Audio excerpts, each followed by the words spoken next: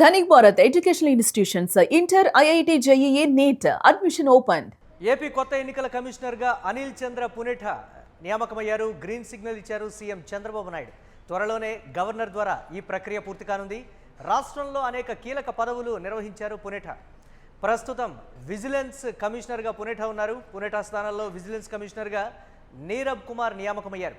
2019లో రాష్ట్ర ప్రభుత్వ ప్రధాన కార్యదర్శిగా విధులు నిర్వహించారు. ఎన్నికల సమయంలో వైసీపీ కంప్లైంట్తో సిఎస్ పోస్టు నుంచి తప్పించింది కేంద్ర ఎన్నికల సంఘం.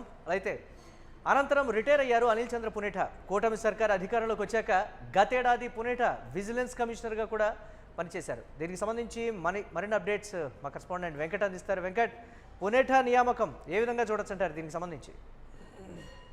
ఇప్పుడు స్థానిక సంస్థల ఎన్నికలు ఉన్నాయి కాబట్టి ఖచ్చితంగా దీనికి సంబంధించి ఒక రకమైనటువంటి ఆసక్తి అయితే ఉంది. అంటే ఎన్నికల కమిషనర్ ను మార్చడానికి సంబంధించి, అదే విధంగా అంటే స్థానిక సంస్థల ఎన్నికల మీద ఎలాగైనా సరే సాధారణంగా ఇప్పుడు అధికారంలో ఉన్నటువంటి పార్టీలు తమకు అనుకూలంగా ఉన్నటువంటి అధికారులను స్థానిక సంస్థల ఎన్నికల విషయంలో కొంత మార్చుకుంటూ ఉంటాయి. అలాగే స్థానిక ఎంఆర్ఓలు కానీ లేదంటే పోలీసులు కానీ ఇవన్నీ కూడా కొంత మార్పులు అయితే జరుగుతూ ఉంటాయి. ఈ నేపథ్యంలోనే తాజాగా జరిగినటువంటి పరిణామం కూడా చూడొచ్చు. అనిల్ చంద్ర పునేఠా గతంలో తెలుగుదేశం పార్టీ కొంత అనుకూలంగా ఉంటారు అనేటువంటి కామెంట్ కూడా వినపడింది. అందుకని అప్పట్లో వైసీపీ ఆయన మార్చాలని చెప్పడం ఇవన్నీ కూడా జరిగినటువంటి పరిస్థితి. 2019 ఎన్నికలు ఇది కొంత వివాదాస్పదం కూడా అయింది. ఆ తర్వాత ఎల్వి సుబ్రహ్మణ్యం ని మళ్ళీ తీసుకొచ్చి ఆ తర్వాత సిఎస్ గా నియమించినటువంటి పరిస్థితి ఉంది. కాబట్టి ఇప్పుడు అనిల్ చంద్ర పునేఠా విషయంలో చంద్రబాబు ఏం ఆలోచిస్తున్నారు ఏంటంటే, త్వరలోనే స్థానిక సంస్థల ఎన్నికలకు సిద్ధం కావాలని ఇటీవల జరిగినటువంటి కేబినెట్ సమావేశంలో కూడా ముఖ్యమంత్రి చంద్రబాబు స్పష్టం చేయడం జరిగింది. కాబట్టి దీనికి సంబంధించి కొంత ఉత్కంఠ అయితే ఉంది. మరి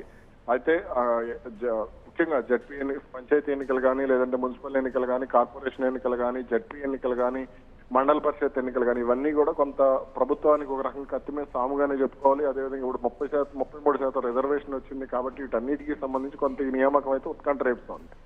రాష్ట్రంతో ఉన్నటువంటి అనుబంధంతో ఈ నేపథ్యంలో గతంతో పనిచేసినటువంటి అనుభవం కావచ్చు, కొంచెం అనుబంధం కూడా ఉంది కాబట్టి వర్క్ ఈజీ అవుతుంది అనేటువంటి మాట, యాక్సెస్ కూడా ఈజీగా ఉంటుంది అనేటువంటి ఒక మాట కూడా వినిపిస్తోంది. వెంకట్, దీన్ని ఏ కోణంలో చూడొచ్చు అంటారు? ఎగ్జాక్ట్లీ టీడీపీ అధిష్టానం ఏం ఆలోచిస్తుందో అనిల్ చంద్ర పునేఠాకి ఒక క్లారిటీ ఉంటుంది. మీరు అన్నట్టు కరెక్ట్ గా చెప్పారు.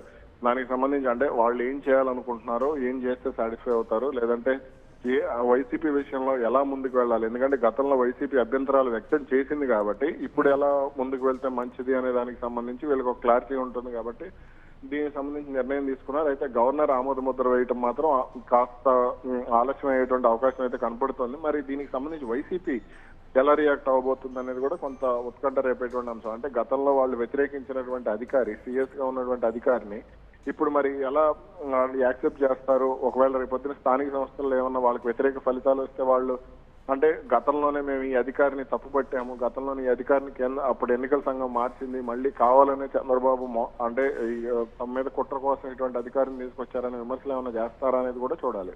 అంటే అధికార పక్షం ఉన్నప్పుడు జరిగేటువంటి ప్రతి నియామకానికి సంబంధించి తెలిపేటువంటి అభ్యంతరం ఉంటుంది కదా ప్రతిపక్షం. అంటే పునేఠా విషయంలో కూడా ఏం అభ్యంతరాలు లేవనెత్తుతారు అనేది ప్రధాన ప్రశ్నగా ఉంది కదా. అది రాజకీయంగా ఎలా ఉండబోతుందంటారు? అది ఖచ్చితంగా ఇది ఎన్నికల సంఘం ఇప్పుడు రేపొద్దున సాధారణంగా అధికారంలో ఉన్నటువంటి పార్టీలకు ఎన్నికల సంఘాలు అనుకూలంగా వ్యవహరిస్తాయి అనేటువంటి విమర్శ మనం రెగ్యులర్ గా వింటూ ఉంటాం.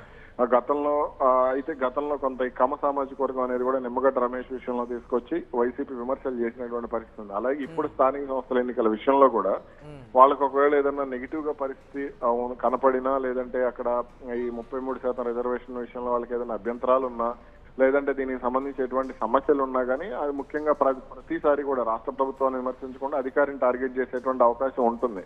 ముఖ్యంగా జగన్ లాంటి నేత అయితే ఈ అంశానికి సంబంధించి కొంత దూకుడుగానే వెళ్లేటువంటి అవకాశాలు అయితే కనపడుతున్నాయి. అంటే జరగబోయేటువంటి రాజకీయ పరిణామాల మీదే ప్రధానంగా దృష్టి పెట్టేటువంటి అవకాశం ఉంది అనేటువంటి మాట.